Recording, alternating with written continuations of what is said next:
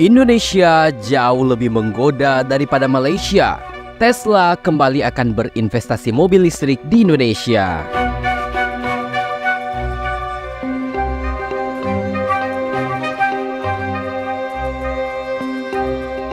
Beberapa waktu yang lalu, Indonesia dibuat heboh dengan batalnya Tesla membangun pabrik di Indonesia dan memilih Malaysia sebagai basis pembuatan mobil listrik Tesla untuk kawasan Asia Tenggara dan sekitarnya. Ketertarikan Tesla membuka kantor perwakilan dan showroom karena pemerintah Malaysia memberikan kemudahan berbisnis kepada investor. Program BEV Global Leaders yang digagas pemerintah Malaysia memungkinkan Tesla bisa menjual produk mereka di sana tanpa mitra lokal. Program yang diinisiasi oleh pemerintah Malaysia ini juga diharapkan dapat membantu meningkatkan permintaan kendaraan listrik berbasis baterai atau BEV di pasar lokal dan mendorong pengembangan ekosistem untuk mendukung penggunaan mobil listrik. Kami juga memanfaatkan ekosistem kelistrikan dan elektronik secara strategis untuk menjadikan Malaysia sebagai tujuan investasi pilihan untuk teknologi terkait mobilitas listrik. Alasan masuk akal lainnya adalah pemasaran dan distribusi. Tesla di Malaysia untuk tujuan marketing dan distribusi menjual mobil-mobil listriknya ke negara-negara Asia dan ASEAN dengan memanfaatkan ASEAN and China Trade Agreement. Tesla mungkin mempertimbangkan masalah logistik juga. Mereka masih belum pasti di mana membuat pabrik EV di Indonesia. Tesla itu juga serba sulit mengingat biaya logistik Indonesia yang masih mahal.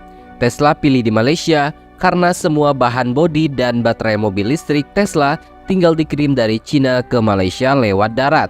Kalau CBU juga praktis, tinggal masalah bea masuk saja. Sementara bila di Indonesia, impor bahan-bahan EV CKD dari Cina lewat laut, diassembling di Jawa, kemudian dijual ke Asia dan Asia Tenggara juga harus lewat laut lagi. Jadi biaya logistik tetap lebih mahal. Begitulah makanya Tesla putusin untuk berinvestasi di Malaysia. Apalagi kalau mereka sudah melakukan feasibility study oleh konsultannya di Malaysia sana. Namun sepertinya kendala-kendala yang menjadi pertimbangan Tesla tersebut tampaknya tidak bisa memungkiri gurih dan legitnya pasar Indonesia. Indonesia dalam segala hal atau setidaknya 99% hal jauh lebih baik dari Malaysia. Indonesia kaya dan berlimpah sumber daya alam bahan baku baterai listrik yang digunakan dalam mobil listrik. Apalagi kalau bukan nikel, karena kitalah produsen nikel terbesar di dunia. Tidak ada yang mampu menyaingi jumlah nikel Indonesia oleh negara manapun. Kedua, dengan jumlah penduduk hampir 300 juta jiwa dengan kelas ekonomi menengah yang sangat-sangat besar adalah market yang sangat-sangat gurih bagi mobil Tesla di Indonesia. Apalagi ditambah dengan golongan kaya raya dan crazy rich yang terus menggurita jumlahnya, tentu saja kita seperti Amerikanya, Asia Tenggara, dan Oseania. Tesla pasti tidak akan mau menyia-nyiakan kesempatan besar untuk menangguk pasar besar di Indonesia ini. Apalagi jika Tesla lambat bergerak, pabrikan raksasa Korea, Hyundai, serta sekompi pabrikan mobil listrik asal Tiongkok juga tengah naik daun bakal menyingkirkan Tesla sedemikian rupa sehingga tidak akan bisa lagi mendapatkan konsumen Indonesia yang terkenal loyal dan setia. Oleh sebab itu, Menteri Koordinator Bidang Kemaritiman dan Investasi Luhut Binsar Panjaitan menyebutkan bahwa perusahaan kendaraan listrik asal Amerika Serikat Tesla sebentar lagi akan memberikan kepastian investasinya di Indonesia.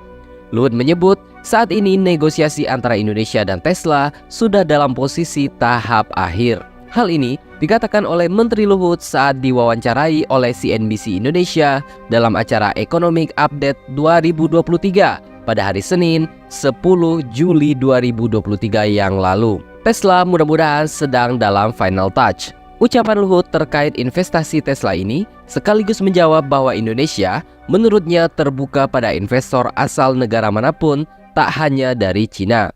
Dia mengatakan bahwa ada banyak negara lain seperti Korea Selatan, Jepang, sampai Amerika Serikat yang turut berinvestasi pada program hilirisasi di dalam negeri. Seperti diketahui, Indonesia sejak tahun 2020 yang lalu telah merayu Tesla untuk berinvestasi di tanah air.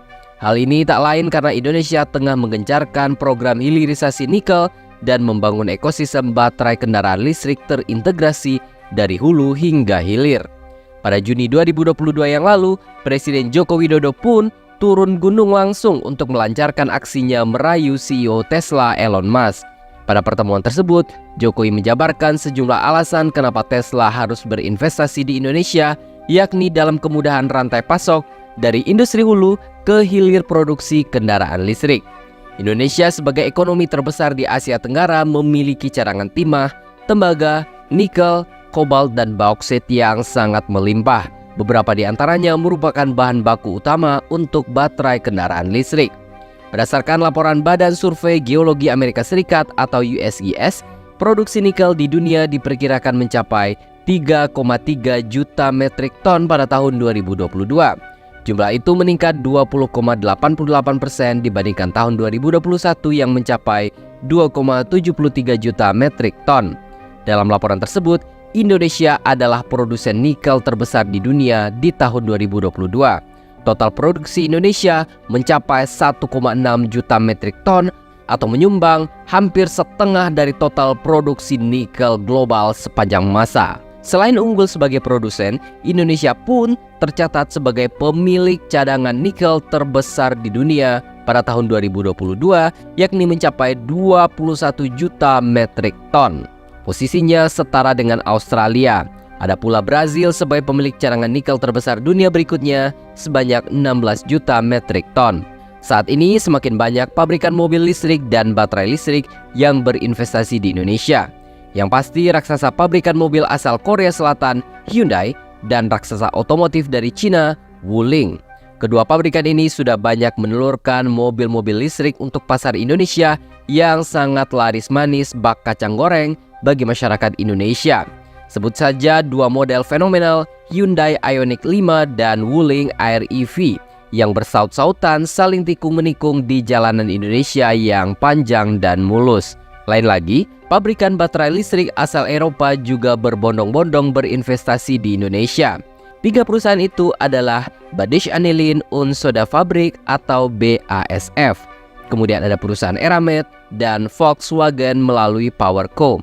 3 perusahaan Eropa tersebut telah berkomitmen untuk berinvestasi membangun baterai mobil listrik di Indonesia.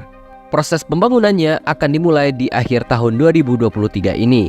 Pabrikan BASF yang juga akan bekerja sama dengan perusahaan Prancis Eramet akan membangun proyek Sonecby di kawasan industri Teluk Weda, Maluku Utara, yang merupakan pabrik pemurnian nikel atau kobalt HPAL atau High Pressure Acid Leach yang menghasilkan MHP atau Mixed Hydroxide Precipitate.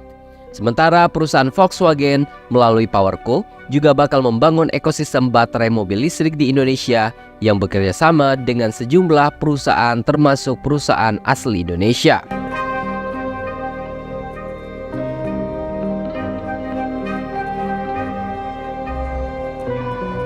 Dari sini bisa kita lihat bahwa semakin banyak perusahaan dunia yang sangat-sangat ingin berinvestasi dan membangun pabrik di Indonesia karena besarnya pasar domestik di Indonesia, kemudahan perizinan dan perpajakan, serta bahan baku yang sangat-sangat berlimpah.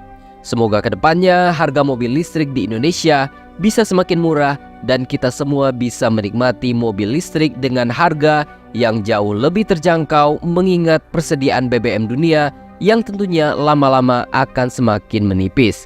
Jadi, bagaimana menurut pendapat Anda?